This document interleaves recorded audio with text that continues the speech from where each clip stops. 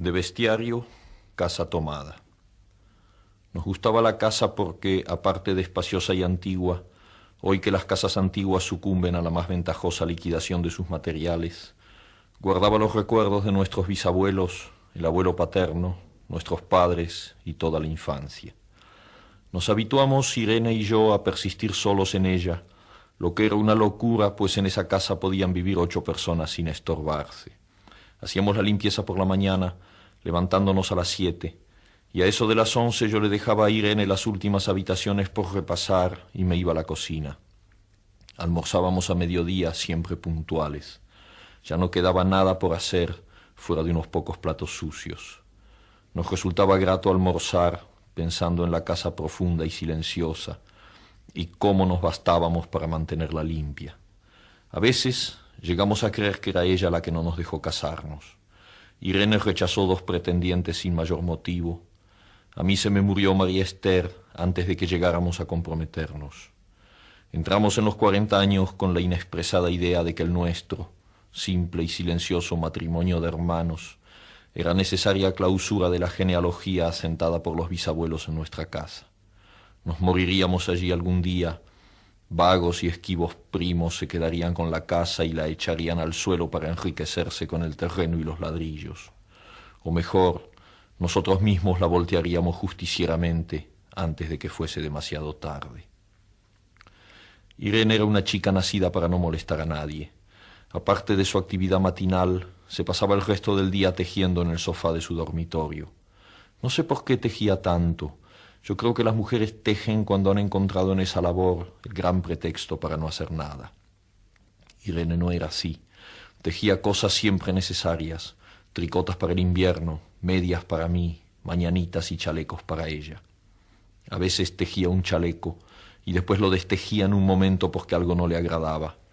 Era gracioso ver en la canastilla el montón de lana encrespada resistiéndose a perder su forma de algunas horas.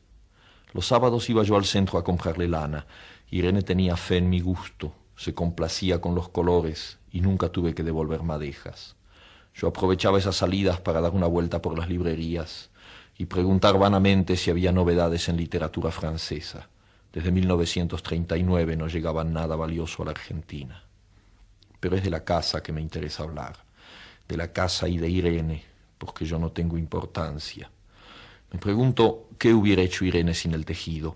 Uno puede releer un libro, pero cuando un pullover está terminado, no se puede repetirlo sin escándalo. Un día encontré el cajón de abajo de la cómoda de alcanfor lleno de pañoletas blancas, verdes, lila. Estaban con naftalina, apiladas como en una mercería. No tuve valor de preguntarle a Irene qué pensaba hacer con ellas. No necesitábamos ganarnos la vida.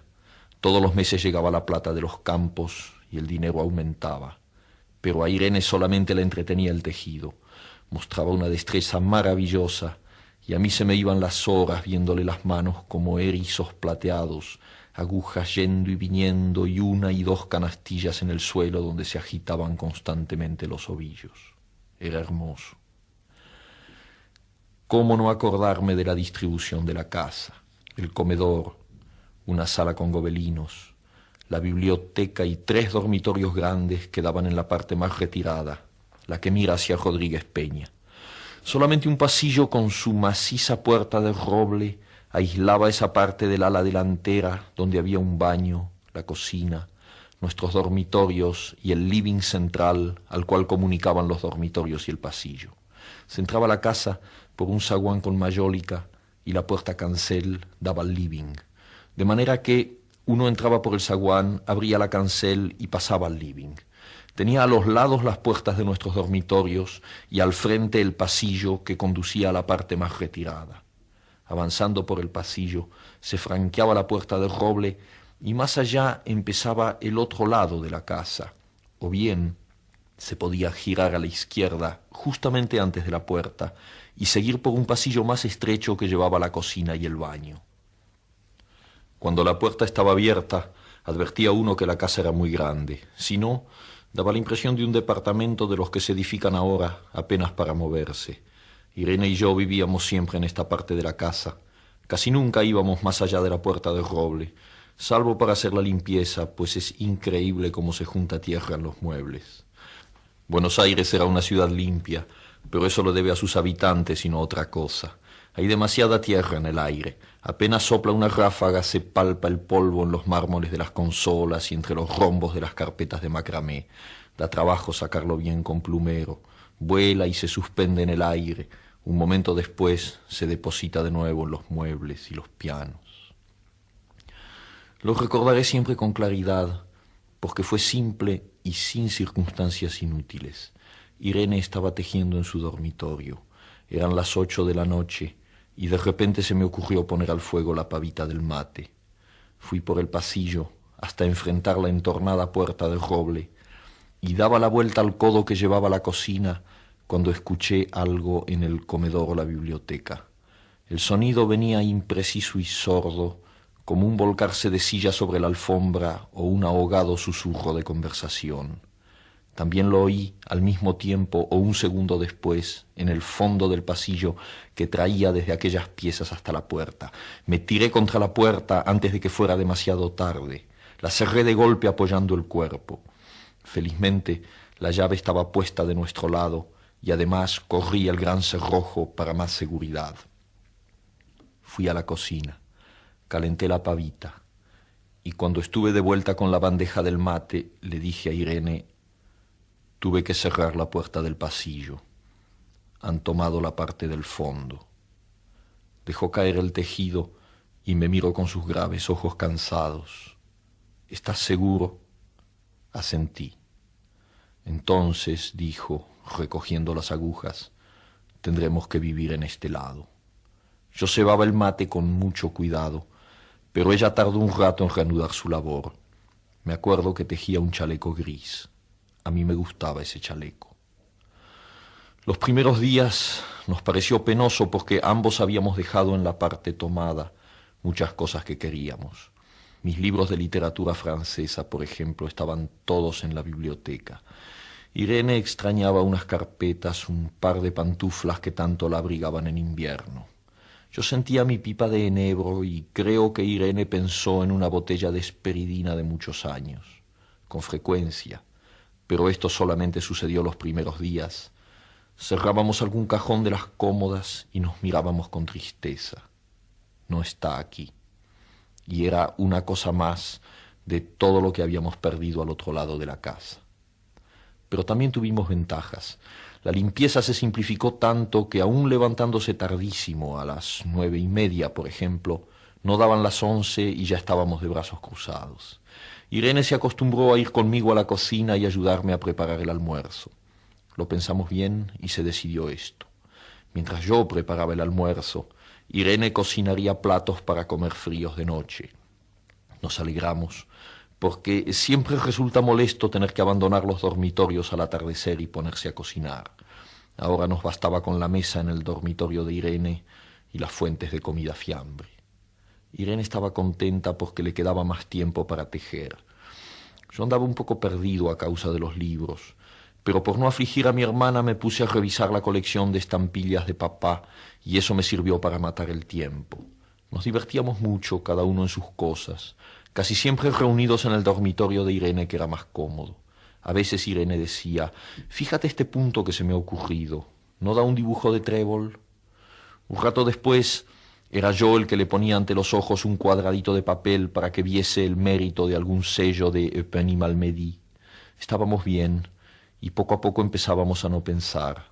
Se puede vivir sin pensar. Cuando Irene soñaba en alta voz, yo me desvelaba enseguida. Nunca pude habituarme a esa voz de estatua o papagayo, voz que viene de los sueños y no de la garganta. Irene decía que mis sueños consistían en grandes sacudones que a veces hacían caer el cobertor.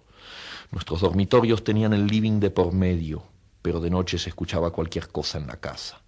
Nos oíamos respirar, toser, presentíamos el ademán que conduce a la llave del velador, los mutuos y frecuentes insomnios. Aparte de eso, todo estaba callado en la casa. De día eran los rumores domésticos, el roce metálico de las agujas de tejer, un crujido al pasar las hojas del álbum filatélico. La puerta de roble, creo haberlo dicho, era maciza. En la cocina y el baño, que quedaban tocando la parte tomada, nos poníamos a hablar en voz más alta o Irene cantaba canciones de cuna. En una cocina hay demasiado ruido de loza y vidrios para que otros sonidos irrumpan en ella. Muy pocas veces permitíamos allí el silencio, pero cuando tornábamos a los dormitorios y al living, entonces la casa se ponía callada y a media luz. Hasta pisábamos más despacio para no molestarnos. Yo creo que era por eso que de noche, cuando Irene empezaba a soñar en alta voz, me desvelaba enseguida. Es casi repetir lo mismo, salvo las consecuencias. De noche siento sed, y antes de acostarnos le dije a Irene que iba hasta la cocina a servirme un vaso de agua. Desde la puerta del dormitorio, ella tejía. Oí ruido en la cocina. Tal vez en la cocina o tal vez en el baño, porque el codo del pasillo apagaba el sonido. A Irene le llamó la atención mi brusca manera de detenerme y vino a mi lado sin decir palabra. Nos quedamos escuchando los ruidos, notando claramente que eran de este lado de la puerta del roble, en la cocina y el baño, o en el pasillo mismo donde empezaba el codo casi al lado nuestro. No nos miramos siquiera. Apreté el brazo de Irene y la hice correr conmigo hasta la puerta cancel sin volvernos hacia atrás. Los ruidos se oían más fuerte, pero siempre sordos, a espaldas nuestras.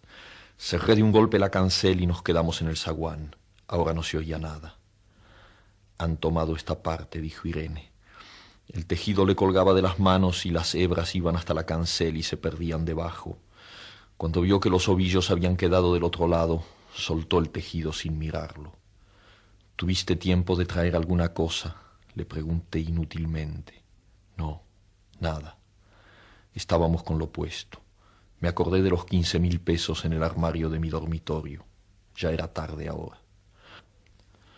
Como me quedaba el reloj pulsera, vi que eran las 11 de la noche. Rodeé con mi brazo la cintura de Irene. Yo creo que ella estaba llorando y salimos así a la calle. Antes de alejarnos tuve lástima. Cerré bien la puerta de entrada y tiré la llave a la alcantarilla. No fuese que a algún pobre diablo se le ocurriera robar